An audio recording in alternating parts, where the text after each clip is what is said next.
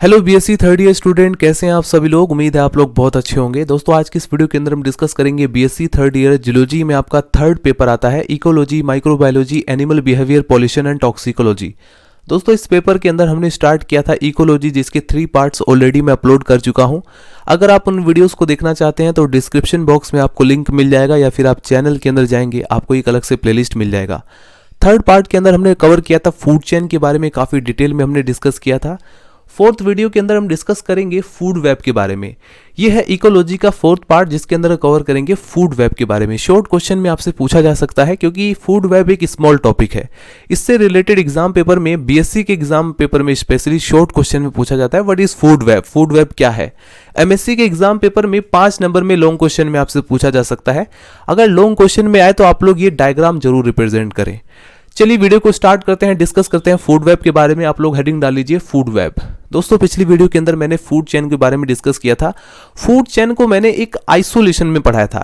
एक सिंपल मैंने एक चेन की तरह आपको बताया था कि ग्रासेस को ग्रास होपर खाता है, ग्रास होपर को फ्रॉग खाता है, फ्रॉग को स्नेक खाता है, स्नेक को हॉक खाता है, और हॉक अगर डेड हो जाए, मर जाए, तो उसको डिकम्पोज कर सकते हैं।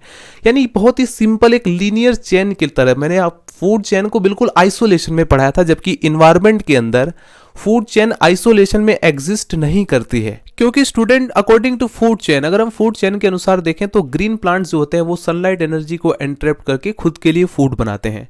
इसके बाद ये जो प्राइमरी कंज्यूमर है इकोसिस्टम के अंदर, जो कि यहाँ पर रैबिट शो किया गया है, ये रैबिट आकर के इन प्लांट को खाता है और अपने अंदर एनर्जी को कंज्यूम करता है।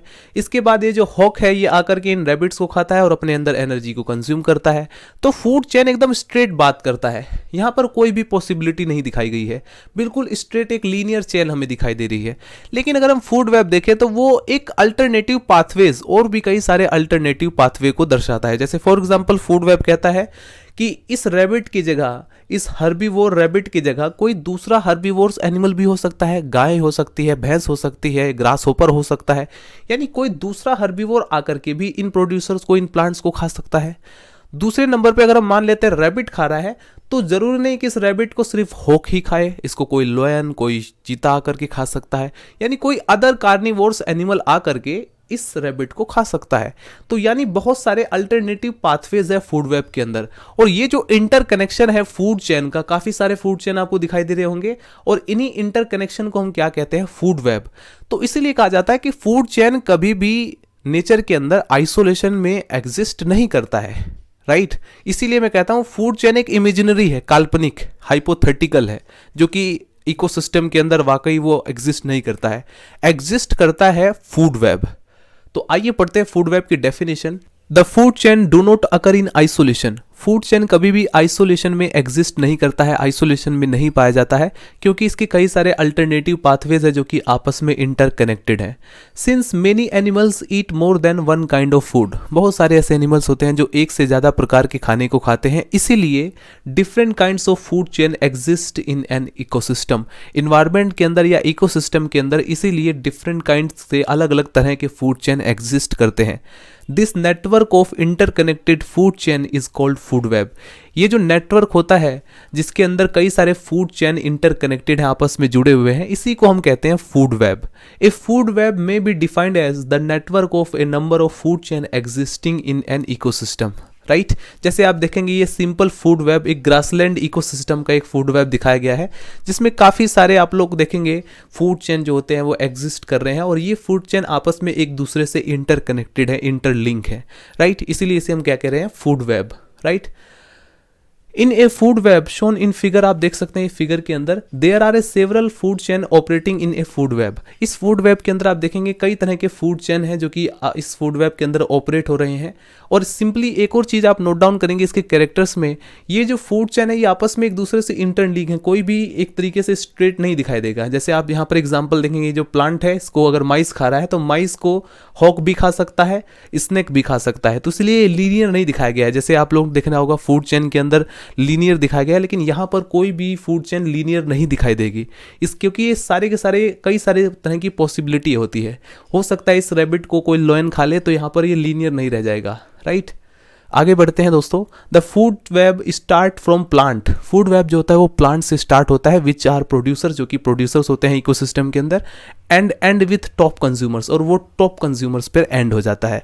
जैसे यहाँ पर टॉप कंज्यूमर हॉक है, लॉयन भी हो सकता है, राइट। तो इस प्रकार से टॉप कंज्यूमर पर जाकर ये खत्म होता है। और टॉप कंज्यूमर अगर मर जाए, जैसे लॉयन है वो मर जाए, तो डिकम्पोजर्स उसको डिकम्पोज कर देते हैं। इसके बाद आप लोग हेडिंग डाल लीजिए characteristics of food web. Food web के क्या कैरेक्टर्स होते हैं, अब हम उसके बारे में नोट डाउन करेंगे। Number first point, in a food web के अंदर no food chain is independent. कोई भी फूड चेन इंडिपेंडेंट कंडीशन में नहीं पाई जाती है। And no linear arrangement of a food chain occurs. और किसी भी फूड चेन का लीनियर अरेंजमेंट नहीं पाया जाता है। जैसे एग्जांपल के साथ मैं आपको समझाता हूं।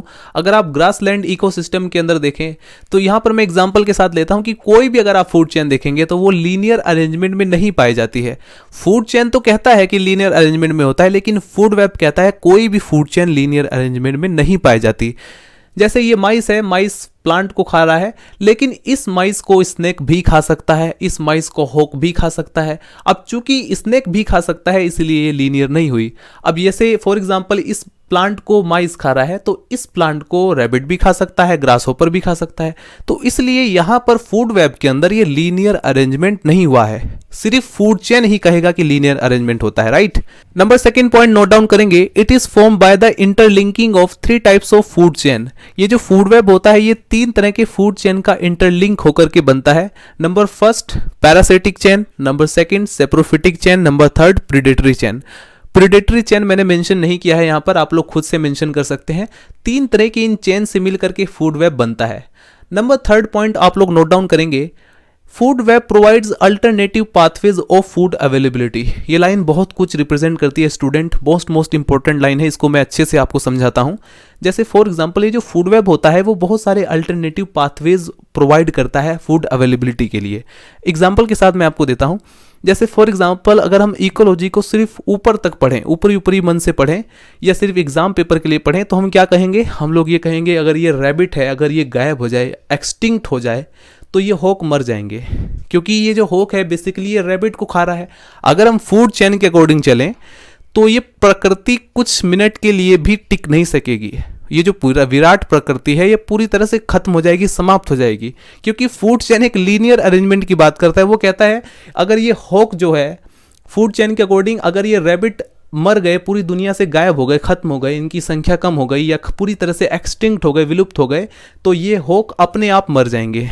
लेकिन ये जो विराट प्रकृति है हमारे चारों तरफ, ये अपने अंदर कुछ नए अडेप्टेशन लेकर आ जाएगी अगर ये रैबिट की संख्या गायब हो गए। अगर रैबिट जो है वो एक्सटिंक्ट हो गए पूरी तरह से, तो क्या होगा, यहाँ की जो वेजिटेशन है वो बच जाएगी, वो प्रिवेंट हो जाएगी। क्योंकि एक तरीके से ध्यान से देखें तो रैबिट क्या करता है, वो घास को ही तो खाता है।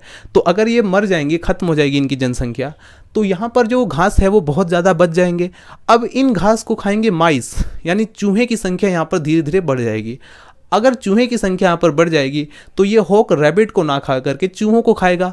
तो इसीलिए कहा जाता है फूड वेब के अंदर आप देखें तो एक अल्टरनेटिव पाथवेज। अब यहाँ पर देख लीजिए खुद ही सही कि रैबिट का अल्टरनेटिव मिल गया। अगर रैबिट की संख्या गायब हो गई चलो ठीक है, लेकिन यहाँ पर हमें माइस मिल गया, उसका अल्टरनेटिव माइस मिल गया।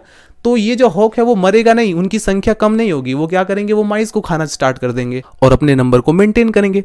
तो बहुत ही सिंपल है, प्रकृति जो है वो अपने अंदर नए एडेप्टेशन लेकर आ जाती है। अगर कोई जो जीव है वो विलुप्ति की कगार पर होता है या एक्सटिंक्ट हो जाता है तो बहुत ज़्यादा ये समस्या नहीं है। एक और पॉइंट आप लोग नोट डाउन करेंगे, if a particular crop fails the herbivores. अगर कोई हर्बीवोर्स किसी पर्टिकुलर क्रॉप को खा रहा है और वो पर्टिकुलर जो क्रॉप है, वो जो फसल है, वो पूरी तरह से डैमेज हो जाए, खत्म हो जाए, graze on other type of crop, वो क्या करेगा, हर्बीवोर किसी दूसरे तरह की क्रॉप को खाएगा, यानी उसका दूसरा अल्टरनेटिव मिल गया। दस greater number of alternative pathways, यानी अल्टरनेटिव पाथवेज जितने ज्यादा होंगे, जो इकोसिस्टम है वो इतना ज्यादा स्टेबल होगा, क्योंकि दोस्तों हमें अल्टरनेटिव्स मिल गया। जैसे फॉर एग्जांपल स्टूडेंट्स, अभी आप लोगों को भूख लग रही है और आपके घर में खाना नहीं है। मान लेते हैं 1 मिनट के लिए आपके घर में फूड अवेलेबल नहीं है। अब आप लोग क्या करेंगे, आप लोग कहीं से ऑर्डर कर सकते हैं या फिर खुद जाकर के होटल में खा सकते हैं या किसी शॉप पर जाकर कुछ भी खा सकते हैं। तो हमारे पास कितने सारे अल्टरनेटिव्स हैं। फूड हमारे लिए इतना ज़्यादा स्टेबल चीज़ हो गई है कि हर जगह हमारे लिए अवेलेबल है। कोई भी इंसान, बहुत कम ही है, कोई बहुत ही कम चांसेस होते हैं कि इंसान भूखा मारा जाए। लेकिन अगर आप जानवरों को देखें तो वो पूरे दिन फूड की तलाश में ही रहते हैं, उन्हें जिंदा रहने के लिए फूड चाहिए, उन्हें उनके लिए जो फूड है वो स्टेबल चीज़ नहीं है, कभी मिली तो कभी नहीं मिली, लेकिन इंसानों के लिए बहुत अच्छी तरह से ये अवेलेबल है, राइट। तो यहाँ पर यही बात यहाँ पर एग्जाम्पल के साथ दी गई है कि अगर जितना ज़्यादा हमारे पास अल्टरनेटिव पाथवेज होंगे, जितना ज़्यादा हमारे पास ऑप्शन रहेंगे, जो हमारा इकोसिस्टम है वो उतना ही ज़्यादा स्टेबल रहेगा। समझ रहे हो? जैसे फॉर एग्जांपल मैंने भी आपको कहा कि अगर हमारे लिए फूड के अल्टरनेटिव्स और भी ज़्यादा होंगे तो हम उतने ही ज़्यादा स्टेबल रहेंगे। सिंपल यही बात जो होती है वो इकोसिस्टम के अंदर जितने भी एनिमल्स हैं उनके लिए भी लागू होती है। अगर खरगोश को कोई एक तरह की पर्टिकुलर वेजिटेशन नहीं मिली तो वो किसी दूसरे टाइप की वेजिटेशन को खा करके अपने पेट भर सकता है, राइट। तो वो क्या होगा, एक उसके लिए अल्टरनेटिव वेजिटेशन हो गया। नंबर 4 पॉइंट आप लोग नोट डाउन करेंगे, food web helps in checking the over population of highly fecundous species of animals and plant. दोस्तों ये जो फूड वेब होता है, ये जो हाईली फेकेंडस स्पीसीज होती हैं, फेकेंडस का मतलब समझते उपजाऊ या लाभप्रद जो एनिमल्स होते हैं या प्लांट्स होते हैं, उनकी जनसंख्या को चेक करने में या उसका निर्धारण या डिटरमाइन करने में हेल्प करता है फूड वेब। नंबर 5 पॉइंट आप लोग नोट डाउन करेंगे, the position of an animal in a food web. Food web के अंदर जो किसी भी एनिमल की पोजिशन है is determined by the age and size of the species and availability of food source. Number 6 point आप लोग नोट डाउन करेंगे, a food web operate according to taste and food preference of organism at each trophic level. प्रत्येक trophic level में organism के लिए जो food web होता है ये एक तरीके से टेस्टी फूड प्रेफरेंस करता है। जैसे फॉर एग्जांपल किसी एनिमल्स को कोई पर्टिकुलर वेजिटेशन खाते खाते उसका मन उब गया है तो वो कोई दूसरी वेजिटेशन खा सकता है। यानी प्रकृति जो होती है हमारे लिए कई तरह के अल्टरनेटिव, जैसे कि मैंने आपको कहा कि अल्टरनेटिव बहुत सारे फूड्स हमारे लिए अवेलेबल हैं, ताकि अगर कोई एनिमल्स एक खाने से उब जाता है तो कोई दूसरा जो खाना है उसके लिए अवेलेबल हो, राइट। तो ये फूड वेब ही प्रोवाइड करता है। फूड चेन के अकॉर्डिंग तो ये जो खरगोश है वो सिर्फ इसी घास को खा सकता है, इसके अलावा ये जो हॉक है ये सिर्फ रैबिट को ही खा सकता है, ये फूड चेन कहता है। लेकिन फूड वेब क्या करता है, ये कई तरह के अल्टरनेटिव्स आपको प्रोवाइड कराता है। Availability of food source is very important. Food source की अवेलेबिलिटी बहुत ज़्यादा इंपॉर्टेंट है। जैसे फॉर एग्जांपल इन सुंदरबांस के अंदर आप देखें, in the absence of its natural food, अगर नेचुरल फूड जो प्राकृतिक खाना है अगर वो अब्सेंट हो, tiger Yeats fishes and crabs. Tiger जो होता है वो फिशेस को खाता है या क्रैब्स को खाकर अपना काम चला लेता है। तो अल्टरनेटिव्स होना जरूरी है जो कि फूड वेब ही प्रोवाइड करता है। सो गाइज, उम्मीद है ये वीडियो आपके लिए पसंद आया हो। अगर वीडियो पसंद आए तो लाइक करें, चैनल को सब्सक्राइब कर दें। अगर आपको इसी तरह की और भी वीडियोस चाहिए तो नेक्स्ट वीडियो के अंदर हम लोग डिस्कस करेंगे ट्रॉफिक लेवल के बारे में, जो कि होगा इकोलॉजी का पार्ट 5। मिलते हैं नेक्स्ट वीडियो में। Bye bye, Tata.